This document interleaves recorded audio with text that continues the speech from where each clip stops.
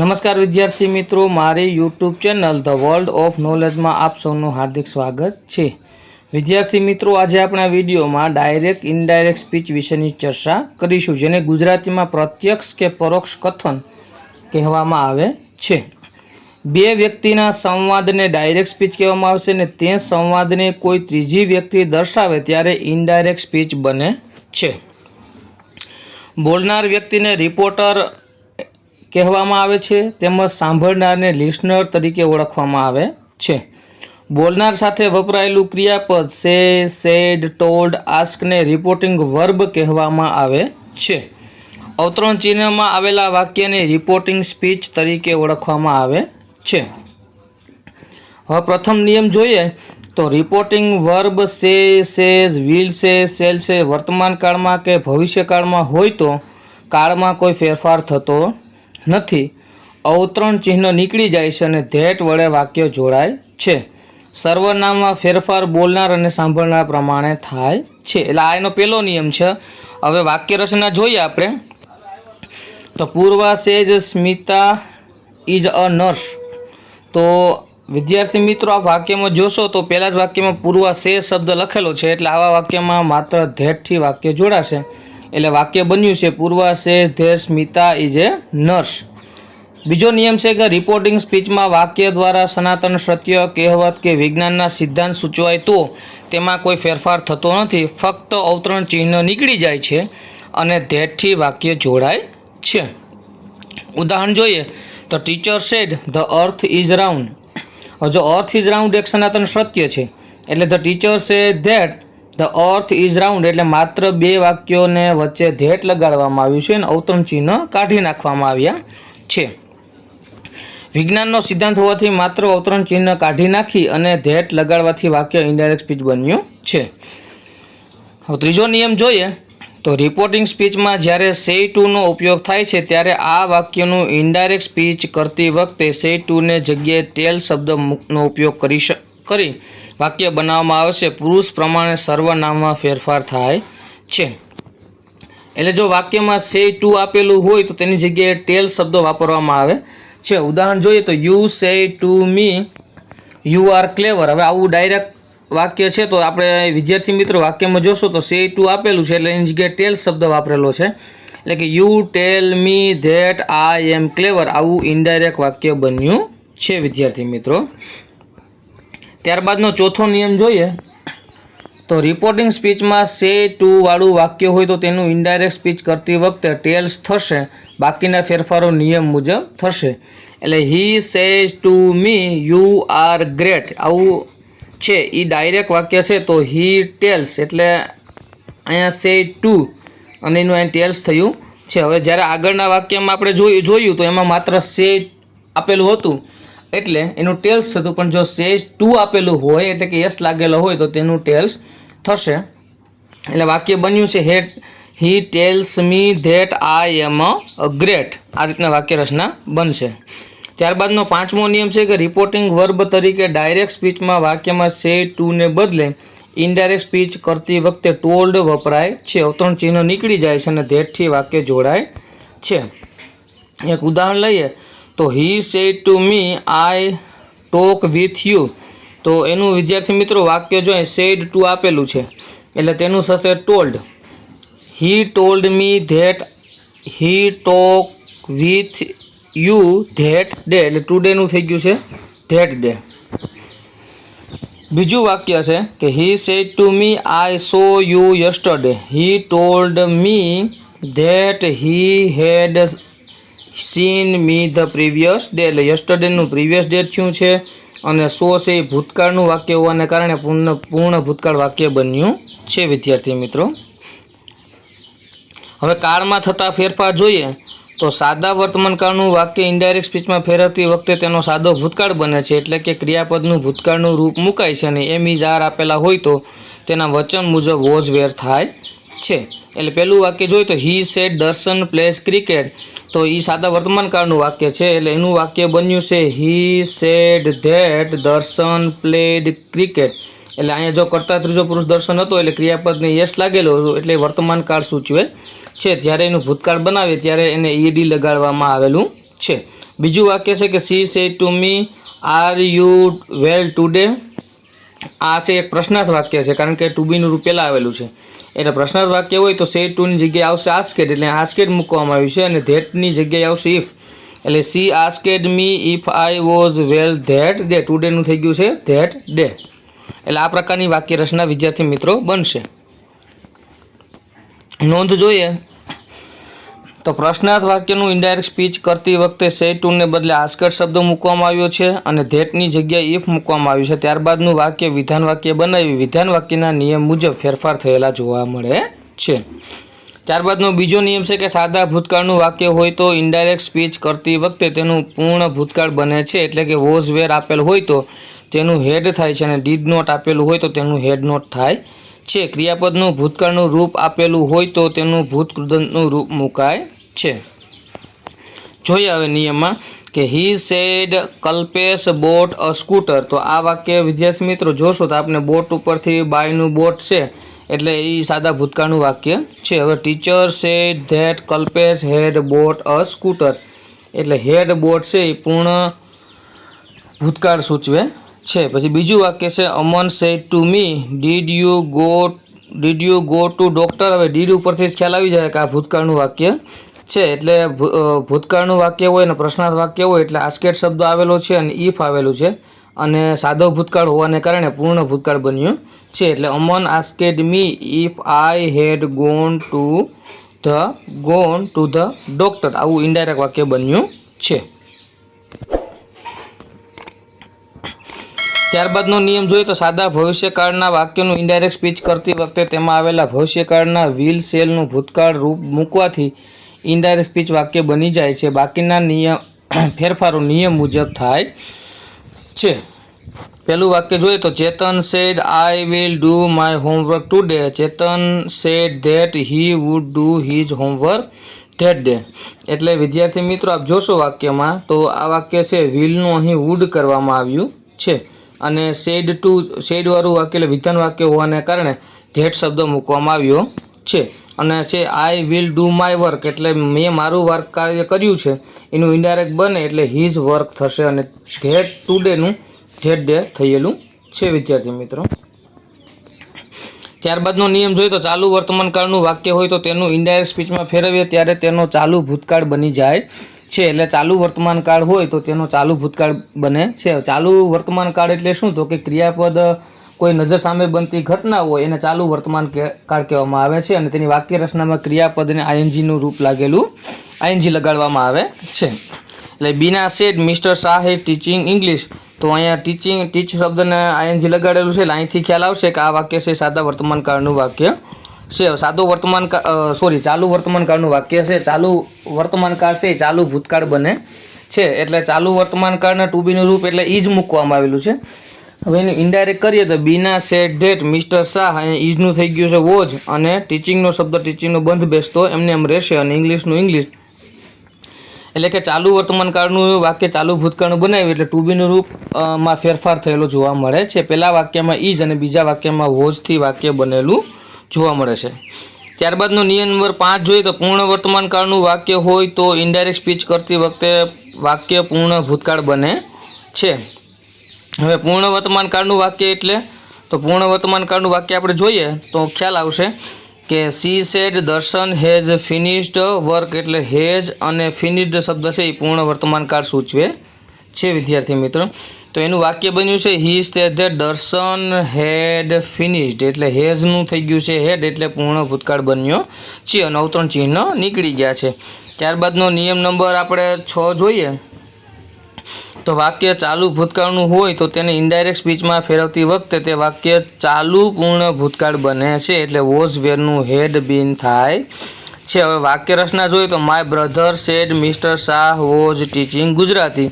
તો વિદ્યાર્થી મિત્રો આપણે ચાલુ ભૂતકાળની વાક્ય રચનામાં ટુ બીનું રૂપ હોય અને ક્રિયાપદના આઈએનજી લાગેલું હોય છે એટલે અહીંથી આપણે તેને ઓળખી શકીશું.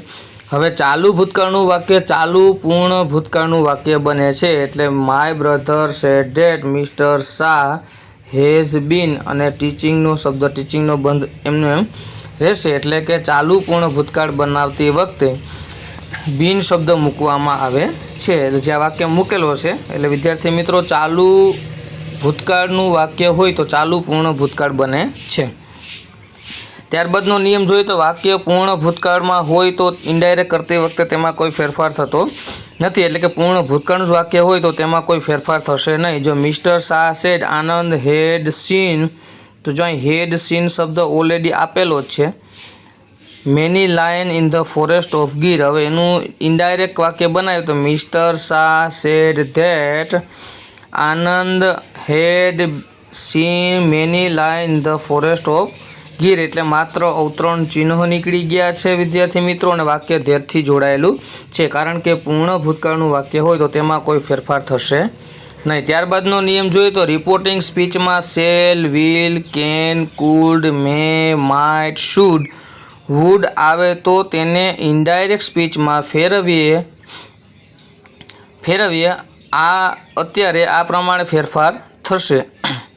શેલ વિલનું વુડ થાય, કેનનું કુલ્ડ થાય અને મેયનું માઇટ થાય છે. એટલે Renuka said Satyam will see a children movies, તો એનું થશે Renuka said that Satyam would see a children movies. એટલે વિદ્યાર્થી મિત્રો અહીં ખાસ યાદ રાખવાનું કે જ્યારે ટુ બીના રૂપ તરીકે વિલ આપેલું હોય તો વિલનું વુડ કર્યા પછી ક્રિયાપદમાં કોઈ ફેરફાર થતો નથી. એટલે અહીં પણ સી આપેલું છે અને આ જ વાક્યનું આપણે ઇનડાયરેક્ટ કરીએ ત્યારે પણ સીનું સી જ રહે છે, કારણ કે વિલનું આપણે ભૂતકાળ ઓલરેડી વુડ કરી નાખેલું છે. ત્યારબાદનો નિયમ નંબર 9 જોઈએ તો વાક્યમાં કુલ્ડ, વુડ, શુડ અને માઇટ આવેલા હોય તો તેમના તેમ જ રહે છે. તેની સાથેનું ક્રિયાપદ મૂળ રૂપ એમ જ રહે છે, તેમાં કોઈ ફેરફાર થતો નથી. એટલે Renuka said Satyam would see a children film, હવે એનું વાક્ય બન્યું છે Renuka said that Satyam would see a children film. એટલે જો અહીંયા વુડ સી આપેલું છે તો તે વુડ સીનું યથાવત રહ્યું છે, તેમાં કોઈ ફેરફાર થયો નથી. માત્ર અવતરણ ચિહ્ન કાઢી નાખી અને ધેટથી વાક્ય જોડવામાં આવ્યું છે. એટલે કે જો વિલ આપેલું હોય તો વુડ કરી અને ક્રિયાપદનું મૂળ રૂપ મૂકવાનું, પરંતુ જ્યારે વુડ જ આપેલું હોય તો એમનું એમ રહેવા દેવાનું અને ક્રિયાપદનું રૂપ પણ મૂળ રૂપ જ આવશે, એમાં કોઈ ફેરફાર થતો નથી. અહીં જોશો વિદ્યાર્થી મિત્રો તો એમાં કોઈ ફેરફાર થયેલો જોવા મળતો નથી. 10મો નિયમ જોઈએ કે ડાયરેક્ટ વાક્યનું ઇનડાયરેક્ટ કરતી વખતે સમય સૂચવતા શબ્દો નીચે પ્રમાણે ફેરફાર થાય છે. એટલે ધીસ હોય તો ધેટ થઈ જાય, ધીજ હોય તો ધોજ થઈ જાય. એટલે વિદ્યાર્થી મિત્રો આપણે જોઈએ તો ધીસનું ધેટ થયું છે, ધીજનું ધોજ થશે, હિયરનું ધીયર થશે, ટુડેનું ધેટ ડે થશે, ટુમોરોનું ધ નેક્સ્ટ ડે થશે, એગોનું બિફોર થશે, કમનું ગો થશે, ધસનું શો થશે, લાસ્ટ યરનું ધ પ્રીવિયસ યર થશે, ટુ નાઇટનું ધેટ નાઇટ થશે, નાવનું ધેન થશે, સો ફારનું ટીલ ધેટ ટાઈમ થશે, યસ્ટરડેનું ધ પ્રીવિયસ ડે થશે, ધ નેક્સ્ટ વીકનું ધ ફોલોવિંગ વીક. આ રીતના શબ્દ થશે. ત્યારબાદના શબ્દ જોઈએ તો લાસ્ટ વીકનું ધ પ્રીવિયસ વીક થશે અને કમનું થશે ગો. એટલે આ પ્રકારના સમય સૂચવતા શબ્દમાં ફેરફાર જોવા મળે છે ઇનડાયરેક્ટ કરતી વખતે. હવે 11મો નિયમ જોઈએ તો ડાયરેક્ટ સ્પીચનું ઇનડાયરેક્ટ સ્પીચ કરતી વખતે સર્વનામમાં થતા ફેરફારો. એટલે કે જો કરતા વિભક્તિનું રૂપ આય આપેલું હોય તો ઇનડાયરેક્ટ કરતી વખતે મી પણ થઈ શકે, માય પણ થઈ શકે અને માઇન પણ થઈ શકે. એવી રીતના વી આપેલું હોય તો વીનું અસ થશે, ઓવર થશે અને ઓવર્સ થઈ શકે. ત્યારબાદનું જોઈએ તો યુ આપેલું હોય તો યુનું યુ, યોર અને યોર્સ આ રીતના થઈ શકશે. હી આપેલું હોય તો હીનું હિમ, હીઝ અને હીઝ થશે. જો સી આપેલું હોય તો સીનું હર, હર અથવા હર્ષ આ ત્રણમાંથી કોઈ પણ રૂપ થઈ શકે. ઈટ આપેલું હોય તો એનું ઈટ, ઈટ્સ અથવા ઈટ્સ આવી રીતના કોઈ પણ રૂપ છે એ થઈ શકશે. ત્યારબાદનો નિયમ જોઈએ તો ડાયરેક્ટ સ્પીચમાંથી ઇનડાયરેક્ટ સ્પીચ કરતી વખતે ક્રિયાપદોમાં નીચે મુજબના ફેરફારો થશે. એટલે જો ક્રિયાપદ સ્વરૂપે ઇઝ, એમ, આર આપેલા હોય તો એના વોઝ વેર થશે. પછી જો વોઝ વેર આપેલા હોય તો એનું હેડ બીન થશે. પછી હેવ કે હેઝ આપેલું હોય તો એનું હેડ થશે. ડુ કે ડઝ હોય તો એનું ડીડ થાય. પછી ડીડ આપેલું હોય તો હેડ અને ભૂતકૃદંતનું રૂપ આવે. કેન હોય તો એનું કુલ્ડ થાય. શેલ વિલનું વુડ થાય અને મેયનું માઇટ થાય. એટલે કે આ રૂપ કર્યા પછી એમની સાથે ક્રિયાપદનું છે વિલ હોય તો વિલનું વુડ કર્યા પછી ક્રિયાપદનું મૂળ રૂપ આવશે. હવે પ્રશ્નાર્થ વાક્ય રચના જોઈએ તો પ્રશ્નાર્થ વાક્ય રચના છે એ શરૂઆત બે રીતના થાય. એક સહાયકારક ક્રિયાપદથી વાક્યની શરૂઆત થાય અને એક બીજો છે પ્રશ્નસૂચક શબ્દથી. તો પહેલાં આપણે સહાયકારક ક્રિયાપદથી જોઈએ તો પ્રશ્નાર્થ વાક્યની શરૂઆત સહાયકારક ક્રિયાપદ જેવા કે am, is, are, was, were, shall, will, should, would, can, could, has, have, had, may, might, do, does, did વગેરેથી થાય ત્યારે ઇફ અથવા વેધરથી વાક્ય જોડાય છે.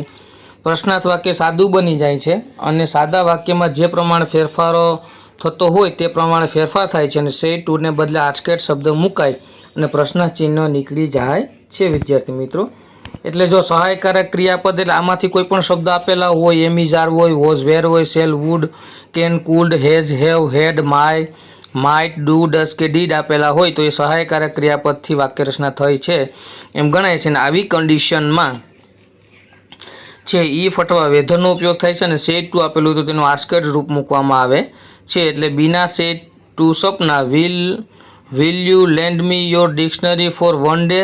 તો જો આ પ્રશ્નાર્થ વાક્ય છે અને વિલથી બનેલું છે એટલે બીના આસ્કડ સપના અને ઇફ છે એ આવશે કારણ કે વિલ આવેલું છે એટલે ઇફ અને વિલનું થશે પછીનું વાક્ય સાદું બની જાય. એટલે પછી આવશે કોને કહે છે કે તેણીને કહે છે એટલે સી ટુ બીના રૂપ તરીકે સર્વનામ તરીકે સી આવેલું છે અને અહીં વિલ આપેલું હોય એટલે એનું વુડ કરી નાખવામાં આવ્યું છે. બાકીનું લેન્ડ શબ્દ યથાવત રહેશે અને તેણીને સંબોધીને લખાયું છે અને બંને સ્ત્રીઓ છે એટલે બે વખત હર આવશે. અને ડિક્શનરી ફોર વન ડેઝ એટલે વન ડે શબ્દ છે એ બંધ બેસતો છે એટલે આખું વાક્ય છે પ્રશ્ન ચિહ્ન નીકળી ગયું, અવતરણ ચિહ્ન નીકળી ગયું અને વાક્ય છે એ વિધાન વાક્ય બન્યું છે. એટલે આ રીતના વાક્ય રચના બનાવી શકાય. હવે જો પ્રશ્નાર્થ સૂચક શબ્દથી બનાવવાની હોય તો રિપોર્ટિંગ સ્પીચનું વાક્ય પ્રશ્નાર્થ સૂચક શબ્દો જેવા કે what, why, when, who, whom, whose, which, where, how much, how many, how far વગેરે જેવા શબ્દોથી બનતું હોય ત્યારે તે પ્રશ્નાર્થ સૂચક શબ્દ જો સંયોજક બની જાય છે અને વાક્ય સાદું બની જાય છે. સેડ ટુને બદલે આસ્કડ મુકાય છે. સાદા વાક્યના નિયમમાં મુજબ કાળમાં સર્વનામમાં ફેરફાર થાય છે અને પ્રશ્નાર્થ ચિહ્ન નીકળી જાય છે. વાક્ય જોઈએ નરેન્દ્રભાઈ સેડ ટુ મી. હવે જો વેરથી વાક્ય બન્યું છે કે વેર ઇઝ યોર કી. તો હવે એનું આ રીતના વિધાન વાક્ય આપણે જ્યારે ઇનડાયરેક્ટ વાક્ય બનાવીશું જે નરેન્દ્રભાઈ આસ્કેડ મી પછી વેર શબ્દ છે એ યથાવત રહેશે કારણ કે જો વિલ, વુડ સહાયકારક ક્રિયાપદથી બન્યું હોત તો ઇફ આવે પણ WH વાળી વાક્ય રચના જે બનેલું છે એટલે વે એમનેમ રહેશે, વેર એમનેમ રહેશે અને ઇઝ યોર કી.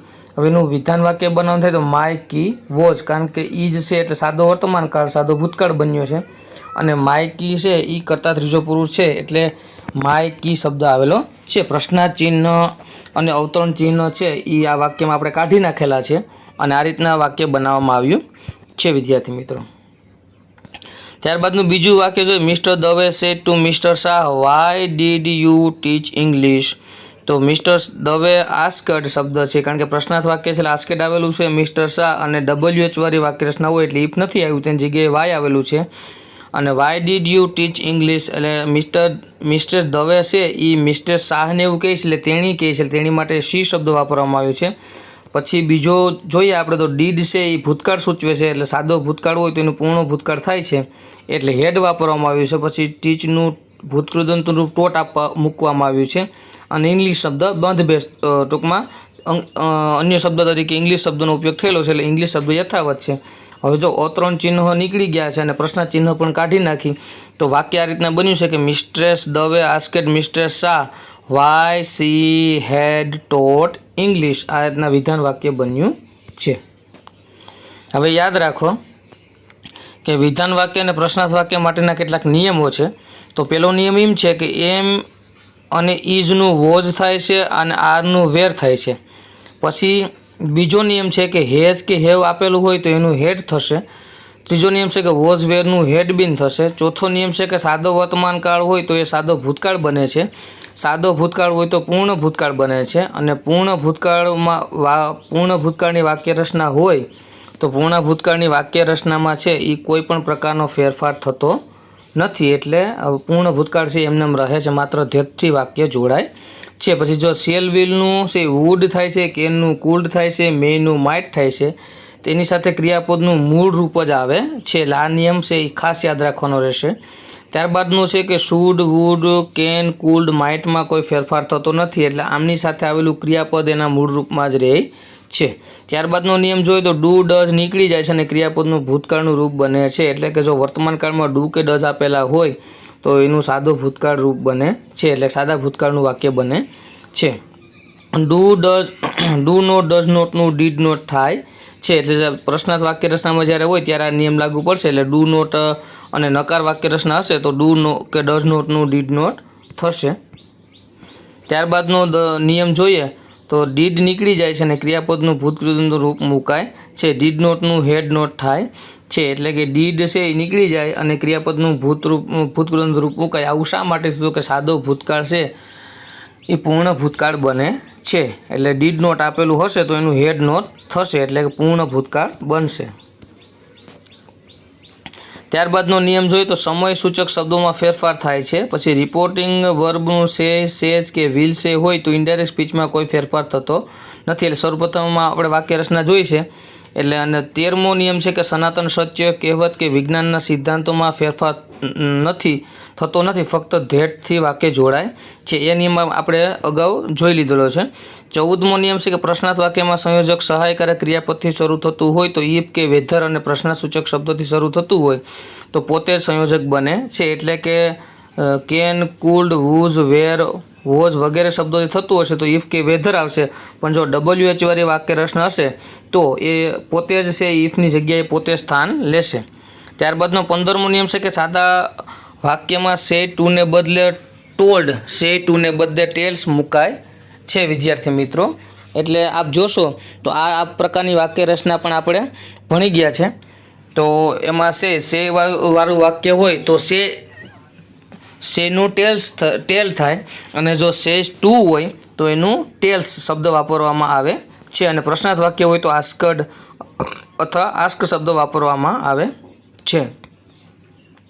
ત્યારબાદનો 16મો નિયમ છે કે પ્રશ્નાર્થ વાક્ય સાદું બને છે અને સાદા વાક્યના નિયમ મુજબ ફેરફાર થાય છે. એ આપણે આગળ એક વાક્ય રચના જોશું એટલે આપણે વિશેષ ખ્યાલ આવશે વિદ્યાર્થી મિત્રો.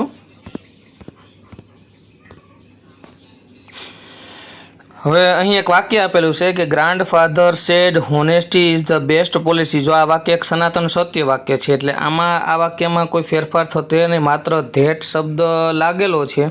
અને grandfather said that honesty is the best policy આ વાક્ય છે એમને બનેલું છે. તો એમાં નીચે સમજૂતી આપેલી છે કે ઉપરનું વાક્ય એક સનાતન સત્ય હોવાથી નિયમ મુજબ માત્ર અવતરણ ચિહ્ન કાઢી નાખી અને ધેટથી જોડાયેલું છે, તેમાં કાળમાં કોઈ ચેન્જ થતો નથી.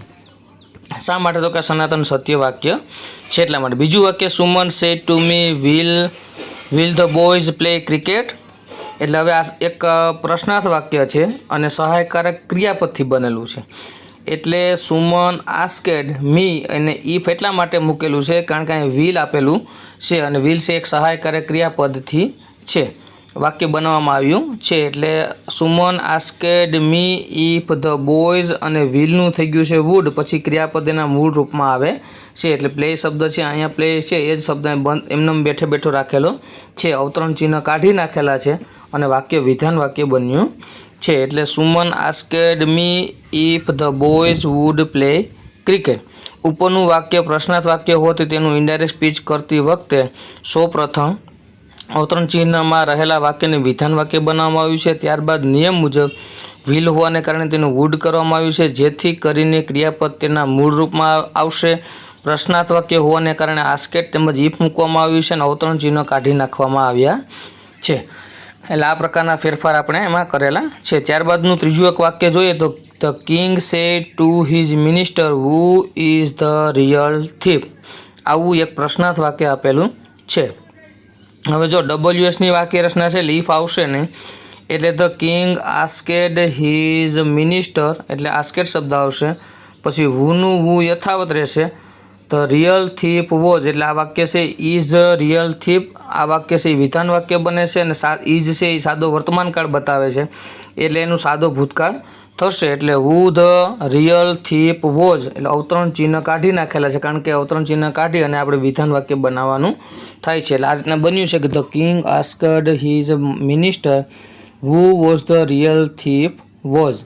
ઉપરનું વાક્ય પ્રશ્નાર્થ વાક્ય હોવાને કારણે આસ્કડ મૂકવામાં આવ્યું છે, તેમજ હુથી શરૂ થતું હોવાને કારણે WHની વાક્ય રચના મુજબ ઇફનું સ્થાન હુએ લીધેલું છે. વાક્ય સાદા વર્તમાનકાળનું હોવાથી સાદો ભૂતકાળ બન્યું છે. અવતરણ ચિહ્ન નીકળી ગયા છે અને વાક્ય વિધાન વાક્ય બન્યું છે. હવે જોશો વિદ્યાર્થી મિત્રો તો ઉપરના વાક્યના આ પ્રકારના ફેરફાર થયેલા જોવા મળે છે. હવે ફકરા સ્વરૂપ એક સંવાદ આપેલો છે કે મીના સે are you coming for the picnic. હવે ટીના સે where are you going. Meena સે વી હેવન્ટ સિલેક્ટ ધ પ્લેસ. એટલે મીના કહે છે કે હજી સ્થળ પસંદ કર્યું નથી. Tina let's go to water park. Meena I think that a good idea. Tina we will have great fun. હવે આવો એક સંવાદ આપેલો છે એટલે આપણે જોઈએ તો પહેલું વાક્ય તમે જોશો તો Meena are you coming for the picnic આ વાક્ય છે પ્રશ્નાર્થ વાક્ય છે અને સાદો વર્તમાન કાળ છે. એટલે Meena asked Tina if she was coming for the picnic. Was એટલા માટે આવ્યું કે અહીંયા સાદો વર્તમાન કાળ છે. પછી ટીના એનો જવાબ આપે છે ટીના વેર આર યુ ગોઈંગ. ટીનાએ પૂછે કે તમે ક્યાં જાઓ છો, તો ટીના આસ્કડ કારણ કે પ્રશ્નાર્થ વાક્ય છે આસ્કડ અને હર અને વેર શબ્દ છે એ WH વાળી વાક્ય રચના એમને બોલી એટલે કે વેર ધે વેર ગોન. એટલે અહીંયા છે એ સાદો વર્તમાન કાળ હોવાને કારણે અહીંયા છે એનું સાદો ભૂતકાળ રૂપ બન્યું છે, સાદો ભૂતકાળ બન્યો છે. ચાલુ વર્તમાન કાળ હોવાને કારણે ચાલુ ભૂતકાળ બન્યો છે. પછીનું વાક્ય છે કે મીના વી હેવન્ટ સિલેક્ટ ધ પ્લેસ. તો Meena said that they hadn't select the place. કારણ કે આ વાક્ય છે એ પૂર્ણ વર્તમાન કાળનું વાક્ય છે. એટલે પૂર્ણ વર્તમાન કાળ છે એ પૂર્ણ ભૂતકાળ બને છે. એટલે Meena said that they hadn't select the place. આ રીતના વાક્ય રચના બનશે. ત્યારબાદનું વાક્ય જોઈએ તો Tina let's go to water park. એટલે લેટ્સ વાળી વાક્ય રચના હોય એટલે સજેશન કરે છે. એટલે Tina suggested that they should go to the water park. એટલે લેટ્સ વાળી વાક્ય રચના હોય તો ધેટ આવે અને તેમની સાથે એક સમૂહ સર્વનામ તરીકે ધ્યેય અને ધ્યેય ભેગું શુડ મૂકવું ફરજિયાત છે. એટલે ધ્યેય શુડ મૂકવામાં આવ્યું છે. ત્યારબાદ જોઈએ તો Meena said I think that a good idea. એટલે હવે એનો જવાબ આપતા મીના છે વિધાન વાક્ય બોલે છે. એટલે Meena said that she thought that was A good idea. એટલે આ વાક્ય છે એ વર્તમાન કાળનું હોવાને કારણે સાદો વર્તમાન કાળનો વડે સાદો ભૂતકાળ બન્યું છે. અને છેલ્લું વાક્ય છે કે Tina we will have great fun. તો Tina said that they would have great fun. કારણ કે વિલ વાળું વાક્ય છે એટલે વિલનું વુડ કર્યા પછી બીજો એમાં ક્રિયાપદમાં કોઈ ફેરફાર થતો નથી. એટલે હેવ ગ્રેટ ફન એનું હેવ ગ્રેટ ફન યથાવત રહેશે અને વિલનું છે એ અહીંયા આપણે વુડ કરી નાખેલું છે વિદ્યાર્થી મિત્રો. હવે શું ફેરફાર થયા છે એનું આપણે ગુજરાતીમાં લખેલું છે કે ભાઈ પ્રથમ વાક્ય પ્રશ્નાર્થ વાક્ય હોવાને કારણે સેડ અને ઇફ ત્યારબાદનું વાક્ય વિધાન વાક્ય બનાવવામાં આવ્યું છે. વાક્ય સાદા વર્તમાનકાળ હોવાને કારણે નિયમ મુજબ સાદો ભૂતકાળ બન્યું છે. બીજું વાક્ય પ્રશ્નાર્થ વાક્ય હોવાને કારણે આસ્કેડ મૂકવામાં આવ્યું છે. તેમજ WHની વાક્ય રચના મુજબ ઇફનું સ્થાને વેરે લીધું છે. એટલે આ બીજું વાક્ય આપ જોશો તો એમાં એનું સ્થાન છે વેરે લીધું છે. પછી ત્રીજું વાક્ય વિધાન વાક્ય તેમજ સાદા ભૂતકાળનું વાક્ય છે, તેથી ઇન્ડાયરેક્ટ બનાવતી વખતે તેનું પૂર્ણ ભૂતકાળ મૂકવામાં આવ્યું છે. અને વિધાન વાક્ય એટલે ત્રીજું વાક્ય આપણે જોશો તો ત્રીજું વાક્ય છે એ આ રીતના જોશો તો પૂર્ણ ભૂતકાળ બનેલું છે વાક્ય હોવાને કારણે ત્રીજું વાક્ય વિધાન વાક્ય છે તેમાં સાદા ભૂતકાળનું વાક્ય છે, તેથી ઇન્ડાયરેક્ટ સ્પીચ બનાવતી વખતે તેનું પૂર્ણ ભૂતકાળ બનાવવામાં આવ્યું છે. અને વિધાન વાક્ય હોવાને કારણે ધેટ શબ્દ મુકાયેલો છે. ચોથું વાક્ય આજ્ઞાર્થ વાક્ય હોવાને કારણે લેટ્સની જગ્યાએ સજેસ્ટેડ શબ્દ મૂકવામાં આવ્યો છે. વાક્યને જોડવા માટે ધેટનો ઉપયોગ થયેલો છે. તેમજ બધાને સંબોધીને વાક્ય બોલાયેલું હોવાને કારણે બીજા વાક્યના કર્તા તરીકે ધ્યેયનો ઉપયોગ થયેલો છે. બાકીનું વાક્ય વિધાન વાક્ય બનાવવામાં આવ્યું છે અને લેટ્સવાળું વાક્ય હોવાને કારણે ધ્યેય સાથે શુડ મૂકવામાં આવ્યું છે. પાંચમું વાક્ય વિધાન વાક્ય હોવાને કારણે સેટથી જોડાયેલું છે, તેમજ વર્તમાન કાળના વાક્યો હોવાને કારણે વર્તમાનકાળનું વાક્ય હોવાને કારણે ભૂતકાળ બન્યું છે. છઠ્ઠું વાક્ય વર્તમાન સૂચવતું હોવાને કારણે તેમજ વિધાન વાક્ય હોવાને કારણે સેડ ધેટનો ઉપયોગ થયેલો છે તેમજ વુડનો ઉપયોગ થયેલો હોવાને કારણે તેના ક્રિયાપદમાં કોઈ ફેરફાર થયેલો નથી જેમનું તેમજ વાક્ય રહેલું છે. વિદ્યાર્થી મિત્રો, આશા રાખું છું કે તમને મારો વિડીયો ગમ્યો હોય છે. જો તમને મારો વિડીયો ગમ્યો હોય તો મારી યુટ્યુબ ચેનલ વર્લ્ડ ઓફ નોલેજને સબસ્ક્રાઈબ, લાઇક અને શેર કરવાનું ભૂલશો નહીં. આભાર.